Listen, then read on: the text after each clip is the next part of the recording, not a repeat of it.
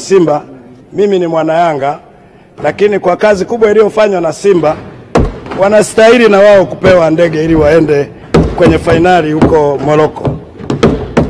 La pili, Mheshimiwa Mwenyekiti, nimewaona viongozi wa bodi ya ligi na nimemwona rais wa TFF, nampongeza sana, lakini nimemwona rais mstaafu Bwana Tenga.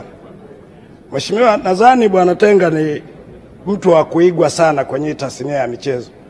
Ni kiongozi ambaye kwa kweli alifanya kazi yake vizuri na akastaafu na bado wanamtumia, lakini ni mtu anayeheshimika sana kwenye tasnia ya michezo. Sasa nadhani na wale mlioko kwenye madaraka muige mfano wa jinsi gani mzee Tenga aliongoza michezo yetu hapa Tanzania. Vinginevyo mtamaliza vipindi vyenu halafu mtakuwa maoyaoyo huko mtaani, hamueleweki na mheshimiki kwa kazi mlizozifanya. Mheshimiwa Mwenyekiti, namuuliza kaka yangu Kabudi, Mheshimiwa Waziri, na nilikuona kutokana na mgogoro uliopo kwenye timu zetu hizi kubwa mbili. Nilikuona ulitoka saa 4 usiku kwenye kikao. Lakini baada ya kutoka mle mpaka leo hatujajua kilichotokea kule. Natanguliza maneno haya ili uyajue. Nitashika shilingi leo. Mpira wa Simba na Yanga, timu ya Simba na Yanga kwenye nchi hii ndio burudani pekee iliyobaki kwa watu wote. Sasa mnatambua kabisa iko migogoro, lakini hata kwenye taarifa yako Mheshimiwa Kabudi sijaona mahala ambapo unataja. Ikiwa rais mwenyewe anafadhili mpaka anatoa hela zake mfukoni kwa hapa vijana hamasa, halafu mnaona huu mchezo tuendelee kusikia tu ngonjera za huyu na huyu. Mheshimiwa Mwenyekiti, namtangulizia kabisa shilingi mzee Kabudi, naondoka nayo. Kama utakuja na taarifa sahihi ulichokisikia kieleze, hili ndio bunge la wananchi.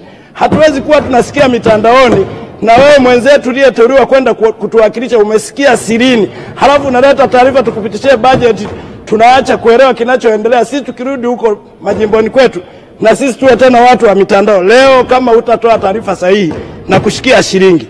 Mheshimiwa Mwenyekiti, niamini Simba hawana makosa, Yanga hawana makosa, lakini kinachoendelea nani anayetakiwa kutueleza taarifa sahihi?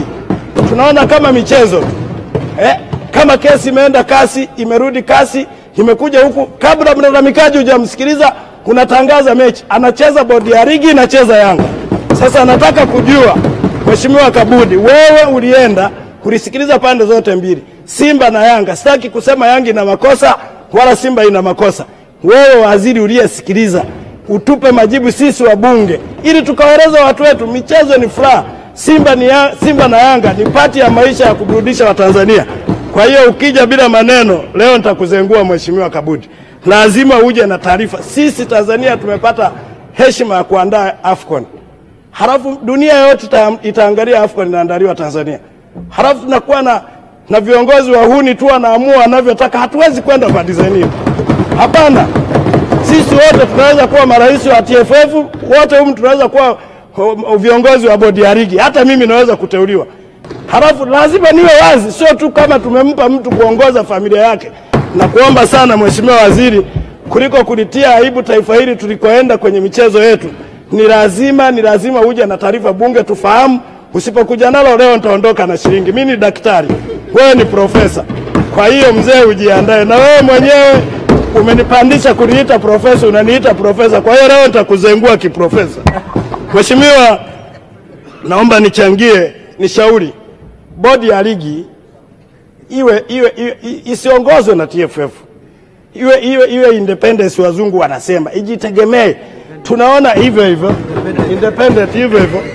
Tunaona sasa inapokea maelekezo tu kutoka kwenye bodi, kwenye TFF. Kwa hiyo ninaomba sana Mheshimiwa Mwenyekiti, tuache na tuunde bodi ya ligi inayojitegemea. La mwisho, Mwenyekiti, kwenye mfuko wa wasanii, nimewaona rafiki zangu wasanii. Unajua tatizo huko serikalini huwa mnakurupuka, hamjui